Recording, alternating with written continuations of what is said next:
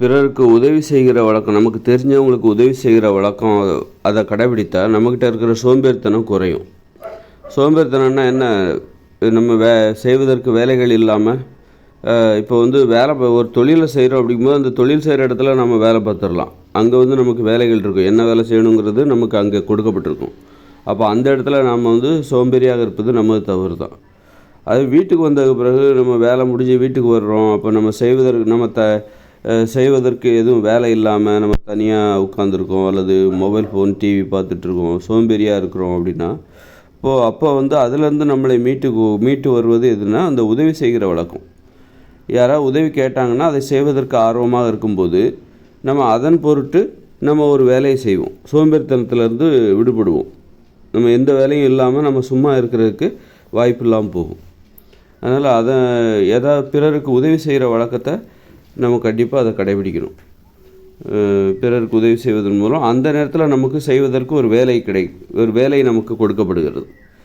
அப்போ அதன் மூலம் பிறருக்கு உதவி செய்து அந்த நேரத்தில் நாம் ஒரு சோம்பேறித்தனத்தினால நம்ம சோம்பேறித்தனத்திலேருந்து விடுபடுவதற்கு அது ஒரு காரணமாக இருக்குது. நான் யாருக்கும் உதவி செய்ய மாட்டேன் அப்படின்ட்டு இருந்தால் அப்போ அந்த நிறைய நேரங்கள் நாம் செய்வதற்கு எந்த வேலையும் இல்லாமல் நம்ம சும்மா இருப்பதற்கு தான் அதிக வாய்ப்பு இருக்குது. அப்போ சோம்பேறித்தனம் தான் அதிகரிக்கும். அப்போ சோம்பேறித்தனத்திலேருந்து தப்பிக்கணும்னா பிறருடைய உதவியும் நமக்கு தேவை. பிறர் நம்மக்கிட்ட உதவி கேட்குறாங்களா, அதுதான் பிறர் நமக்கு செய்கிற உதவி. பிறர் நம்மிடம் கேட்கிற அந்த உதவிகள் இருக்குல்ல, சின்ன சின்ன உதவிகள், பக்கத்தில் இருக்கிறவங்க, வீட்டில் இருக்கிறவங்க, குடும்பத்தினர், உறவினர், நண்பர்கள், இவங்க நமக்கு தெரிஞ்சவங்க ஏதோ சின்ன சின்ன உதவி கேட்பாங்க. அந்த உதவியை நாம் செய்து கொடுக்குறோம் அப்படின்னா அந்த நேரத்தில் நாம் அதன் பொருட்டு நாமளும் அந்த நேரத்தில் அவங்களுக்கு அந்த உதவியை செய்யும்போது நாம் சும்மா இருப்பது தவிர்க்கப்படுகிறது. அப்போ பிறர் நம்மக்கிட்ட கேட்குற உதவி என்பது பிறர் நமக்கு செய்கிற உதவி. சோம்பேறித்தனத்திலிருந்து நாம் தப்பிப்பதற்கு பிறர் நமக்கு செய்கிற உதவியாகத்தான் அதை பார்க்கணும். ஒருத்தர் நம்மக்கிட்ட உதவி கேட்குறாங்கன்னா அவங்க உதவி கேட்குறாங்க, அதன் மூலம் அவர்கள் நமக்கும் உதவி செய்கிறார்கள். நம்ம அந்த நேரத்தில் நம்ம ஒரு வேலை செய்கிறோம், சும்மா இருக்காமல் முடங்கி போகாமல் ஒரு வேலையை செய்து சோம்பேறித்தனத்திலிருந்து தப்பிப்பதற்கு அது ஒரு வழிவகுக்கிறது. இன்னும் இதில் இன்னொரு விஷயம் என்னன்னாக்கா, இப்போ உதவிங்கிறது பிற உயிரினங்கள் அவைகளுக்குள் செய்வதில்லை.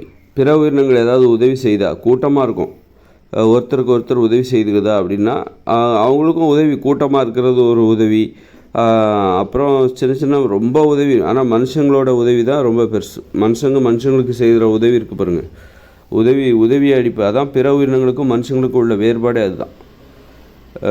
அதனால் பிற உயிரினங்களும் உதவி செய்து ஒன்றுக்கு உதவி செய்து அப்படின்னா எதுக்காக உதவி செய்யும்? இப்போ ஒரு பறவை முட்டை இடுதுன்னா அது பறவை சும்மா முட்டை இடாதில்ல, ஒரு ஆண் பறவையோட உடலுறவு வச்சு தானே அது முட்டை இடுது. அப்படின்னா அதுவும் ஒரு உதவி தானே. முட்டையிடுவதற்கு ஒரு ஆண் பறவையின் உதவி இருந்தால் தானே அது முட்டையிடும். அப்புறம் உணவை தேடி தருவதில் அதனால சின்ன சின்ன உதவிகள் இருக்கும். ஆனால் மனித வாழ்க்கை என்பது அப்படி கிடையாது. மனித வாழ்க்கை என்பது உதவிகளால் நிறைந்தது. ஒருவருக்கொருவர் உதவி செய்து வாழக்கூடிய அந்த தன்மை பிற உயிரினங்களிலிருந்து முற்றிலும் வேறுபடுகிறது. அதனால் உதவி செய்யாத போது நாம் மனுஷங்களாக இருக்க முடியாது. ஏன்னா உதவி தான் பிற உயிரினங்களிடமிருந்து நம்மை வேறுபடுத்துகிறது. ஒரு நாய் இன்னொரு நாய்க்கு எப்படி உதவி செய்ய முடியும்? பெருசாக உதவியெல்லாம் செய்யாது, ஆனால் செய்யும். கண்டிப்பாக அவைகளுக்குள்ளும் உதவி இருக்குது. அதை நம்ம கூர்ந்து கவனித்தா ஒரு நாயோ சரி, ஒரு ஆடு இன்னொரு ஆடுக்கு எப்படி உதவி செய்யும்? ஒரு ஆடு இன்னொரு ஆட்டுக்கு தன்னுடைய ஒரு ஆண் ஆடு இன்னொரு ஆண் ஆடுக்கு எப்படி உதவி செய்யும் அப்படிங்கிறத பார்த்தோன்னா ரொம்ப நுணுக்கமாக தேடி கண்டுபிடிக்கணும். அப்போ தான் அது செய்கிற உதவி நமக்கு தெரியும்.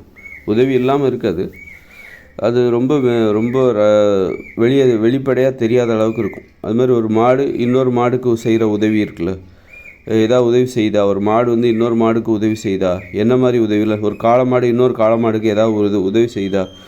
அப்போ இதெல்லாம் பார்த்தா மனித வாழ்க்கைக்கும் பிற உயிரினங்களுக்கும் உள்ள வேறுபாடே என்னென்னா அந்த உதவி தான், செய்கிற உதவி தான். மனித வாழ்க்கைக்கும் பிற உயிரினங்களுக்கும் உள்ள வேறுபாடே அந்த உதவி செய்கிற வழக்கம்தான் மனித உயிர்களை பிற உயிரினங்களை வேறுபடுத்துகிறது. அப்போ உதவி செய்வதில் நமக்கு ஒரு கவனம் இருக்கணும், உதவி செய்யணும். அப்போ தான் நம்ம மனுஷங்களாகவே வாழ முடியும். ஏன்னா பிற உயிரினங்களுக்கு நமக்கு உள்ள வேறுபாடே அந்த உதவி செய்வது என்பது தான். உதவி செய்து கொண்டு வாழ்வது, உதவியை பெறுவது, உதவி செய்து கொடுப்பது.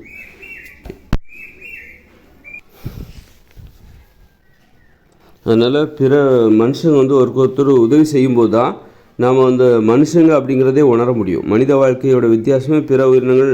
இப்போ நாம் செய்கிற உதவி இருக்கிற குடும்பமாக, குடும்பத்திற்குள்ளே, அப்புறம் நண்பர்களுக்குள்ளே நாம் செய்கிற அந்த உதவி, பிற உயிரினங்கள் அது போன்ற ஒரு உதவிகளெல்லாம் அவைகள் செய்வதில்லை பெரும்பாலும்.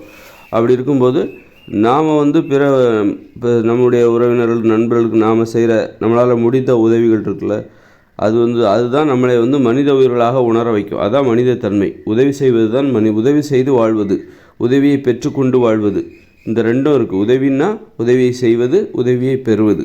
உதவியை மட்டுமே செய்யக்கூடாது, செஞ்சுக்கிட்டு மட்டுமே இருக்கக்கூடாது. பிறரிடமிருந்து கேட்கவும் செய்யணும். எனக்கு இந்த உதவி வேணும், உங்களால் செய்து தர முடியுமா அப்படின்னு நம்ம கேட்கணும். அப்போ நம்ம உதவி செஞ்சால் தான் கேட்குறதுக்கு நமக்கு ஒரு ஒரு உரிமை இருப்பதை உணர முடியும். அந்த மாதிரி உதவி செய்து வாழ வேண்டும். உதவி செய்து வாழ வேண்டும், உதவியை பெற்றும் வாழ வேண்டும். இது பிற உயிரினங்களிடம் இல்லாத ஒரு வழக்கம். உதவி செய்கிற வழக்கம் வந்து பிற உயிரினங்களிடமிருந்து இல்லாத ஒரு வழக்கம். அதனால் பிற உயிரினமிருந்து நம்ம வேறுபடுத்துகிற ஒரு வழக்கம் எதுனா உதவி செய்கிறது தான். உதவி செய்தால்தான் நீங்கள் மனுஷங்களாகவே உணர முடியும் உங்களை. நான் யாருக்கும் உதவி செய்ய மாட்டேன் அப்படின்னு நினச்சா கண்டிப்பாக உங்கள்கிட்ட வந்து அந்த மனிதத்தன்மையே இல்லாமல் போய்விடும். உங்களை நீங்களே மனுஷங்களாகவே உணரவே முடியாது.